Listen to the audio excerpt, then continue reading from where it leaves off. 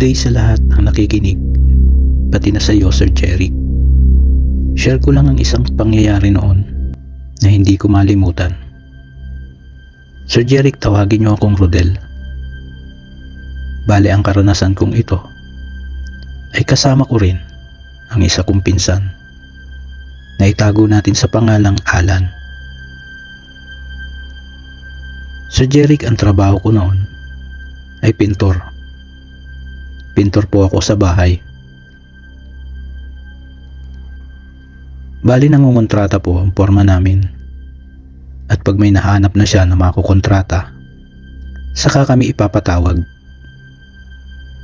Ang mahirap, mas matagal pa ang wala kaming trabaho. Kasi madalas, 1 o 2 buwan lang ang itinatagal ng trabaho namin. Tapos nun, maghihintay na naman kami kung kailan kami tatawagan ni Foreman. Dumanas talaga kami, Sir Jeric, ng walang matrabaho. Ang hirap. Pag walang pagkakakitaan, iniisip ko lagi kung saan ako kukuha ng pambili ng pagkain. May maliit pa akong anak noon. 6 na taong gulang pala ang noon ang anak kong babae. Oras na ng pagkain pero ako ay naghahanap pa rin ng mauutangan. Pre, baka pwedeng para may pananghalian. 100. Ako, wala nga pre ngayon. Dahil sa wala pa nga akong trabaho, naisipan kong mag-uling. Mahal kasi ang uling. 150 ang isang sako. Kaya lang, wala naman akong pwesto para magsalang ng uling. At wala rin akong pagkukunan ng kahoy para ulingin. Pinuntahan ko yung isa kong pinsan. Ito nga si Alan. May inaalagaan kasi silang lupa. Pinuntahan ko si Alan sa kanila. Alan, tawag ko. Lumabas ang kapatid ni Alan na babae. Kuya Rodel, bakit? Ha? Insan si Alan? Kuya, wala dito. Nasa bukid. Inutusan kasi ni tatay ng mga ahoy. Sige, pupuntahan ko na lang siya doon. Pagdating ko sa bukid nila Alan, nakita ko nga ito na nagsisibak ng kahoy sa kubo nila. Tinawag ko si Alan. Oh, Kuya Rodel. Bakit? Sinabi ko kay Alan ang pakay ko na plano kong mag-uling para may pagkakitaan. Pumayag naman si pinsan. Kinabukasan, nagsimula na kaming mamutol ng mga kahoy sa bukid nila. Yun namang mga hindi pakikinabangan. Pero din, gaano ba karami ang kailangan natin naputulin? Madami, syempre. Hanggang sa mapuntahan namin yung isang pwesto na nasa sulok na ng bukid nila. Isang patay na puno ng rambutan ang nakita ko. Kalapit ang isang malaking puno ng ipil-ipil. Sabi ko kay Alan, sibakin na natin yung puno ng rambutan. Total, patay na yun. Sa Jeric, ayaw ni Alan. Para bang may kinatatakutan ito. Sabi ko sa kanya, sayang ito. Dagdag din sa uulingin. Kuya, wag na. Hindi ko nga ginalaw yan. Di ba nangahoy nga ako kahapon? Malis na tayo. Wag na yan. Bakit nga? Tanong ko ulit kay Alan. Sabi ni Alan, may nakatira daw tikbalang sa malaking puno ng ipil-ipil. Yun daw ang sabi ng tatay niya. Kaya wag na daw at baka mabulabog yung tikbalang na nakatira sa puno ng ipil-ipil. Sa Jeric, hindi ko alam kung papaniwalaan ko ba o hindi ang sinabi ni Alan. Kaya lang nanghihinayang ako doon sa kahoy. Malaking dagdag din kasi yun sa kita pag nauling. Sabi ko kay Alan, ako na lang ang puputol. Maghanap siya ng ibang pwesto at balikan na lamang niya ako pag natapos kong putulin yung puno ng rambutan. Umalis na nga si Alan. Sigurado ka, kuya? Sige, Hala ka. Tapos nagsimula na akong putulin yung puno ng rambutan. Lumipas pa ang ilang oras. Naputol ko na yung puno ng rambutan at napagputol-putol ko na rin iyon. Kaya nagpatulong ako kay Alan para hakutin yun. Nung araw din na yun, ipinatas namin ni Alan ang mga kahoy na naputol namin para ulingin na. Hapon na rin nang matapos kami ni Alan sa pagpapatas at pagtatabo ng lupa. Sabi ko kay Alan, umuwi muna kami para makakain bago bumalik. Sa Jeric, kailangan kasing bantayan yung inuuling dahil baka mabutas ang tabo na lupa. Pag lumaki ang apoy, wala kaming papakinabangan. Maaabo lang. Kaya inaya ko muna si Alan.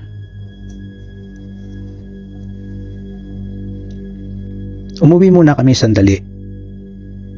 Tapos nang matapos akong kumain, nagpaalam na ako sa asawa ko. Ang sabi ko, babalik ako sa bukid nila Alan dahil may uulingin kami. Pagbalik ko, dumaan ako kila Alan para sabay na kami pabalik. Sir Jeric, na nandun na kami, sinindihan na namin yung gatong. Nang maayos na, umupo na kami sa kubo. Habang nagbabantay, nagkukwentuhan kami ni Alan ng kung ano-ano. Nang lumalim na ang gabi, sabi ko kay Alan, maghalinhinan kami sa pagbabantay. Alan, ikaw muna matulog. Ako naman ang magbabantay. Tapos, mamaya, ikaw naman. Sige, naantok na nga ako, kuya. Pumasok na rin si Alan sa kubo at nahiga na. Ako naman ay lumapit sa inuuling para ayusin ang tabon na lupa, pati na ang gatong nito. Bandang 12:00 na ng gabi, naantok na din ako. Maya-maya, habang nagbabantay ako, may lumagabag sa tabi ko. Nagulat ako at napatingin ako kung ano yun. Sir Jeric, pagtingin ko, isang putol na kahoy. May nambabato sa akin. Buti hindi ako tinamaan. Tapos, may kasunod ulit. Ito yung bunga ng niyog. Doon ko na sigurado na may nambabato sa akin. Sumigaw ako, habang hawak ko naman yung itak. Sino yan? Nagising si Alan sa pagsigaw ko. Kuya, bakit? Ano yun? May bumabato sa akin. Kanina pa. Ayan oh. Putol na kahoy at bunga ng niyog. Sir Jeric, napaisip ako sa sinabi ni Alan.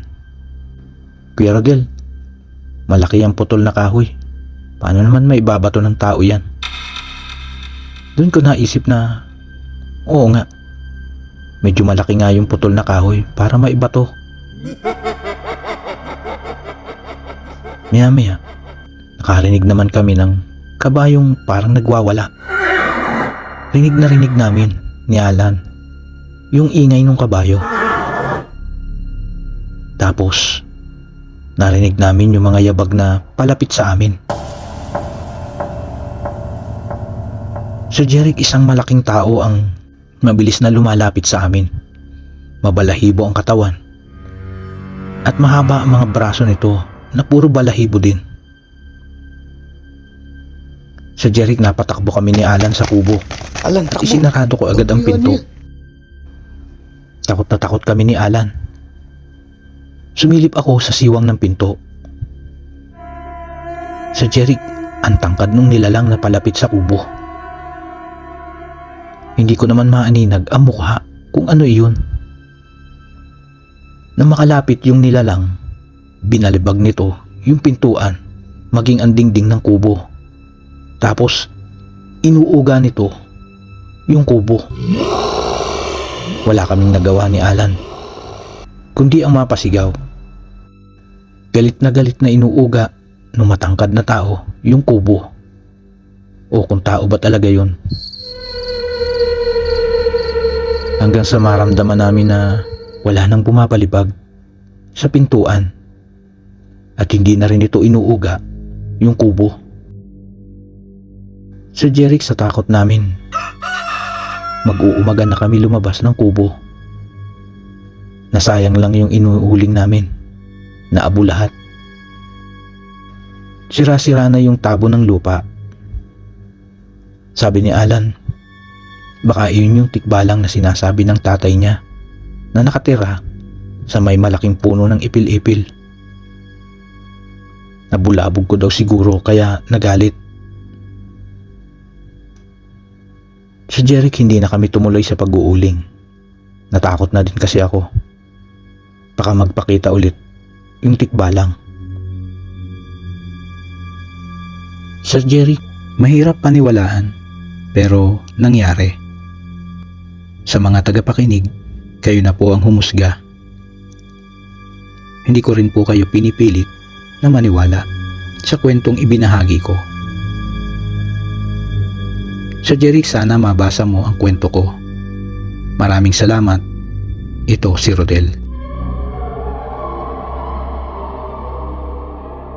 Sir Jeric, magbabahagi lang po ako ng maiksing kwento. Magandang gabi po sa inyo. Ibabahagi ko lang po ang karanasan ng aming mama. Taong 70s pa nang maranasan ni mama ang kwento niyang ito. Ako po si Hilda ng Laguna. Sir Jeric, ang sabi ni mama, bata pa siya nung mangyari ito. Nasa 13 taong gulang pa lamang siya. Araw-araw si mama ang nakatoka sa pagwawalis sa kanilang bahay. Isang umaga nga ay maagang gumising si mama para magwalis sa labas ng bahay nila. Nagpunta daw si mama sa likod bahay at kinuha ang walis tingting para magsimula na. Inuna daw ni mama yung likod bahay nila. Noon daw, ang bakod nila ay yari lamang sa kawayan at madre kakao o kakwate ang pinakaposte ng bakod. May mga tanim din daw halaman. Makikita mo daw ang mga dumaraan doon na tao. Ito daw ang nangyari. Madilim-dilim pa daw noon. Medyo aninag lang ang paligid dahil mag-uumaga na nga. Nang nasa likod bahay si mama habang nagwawalis daw siya, may nakita siyang naglalakad na babae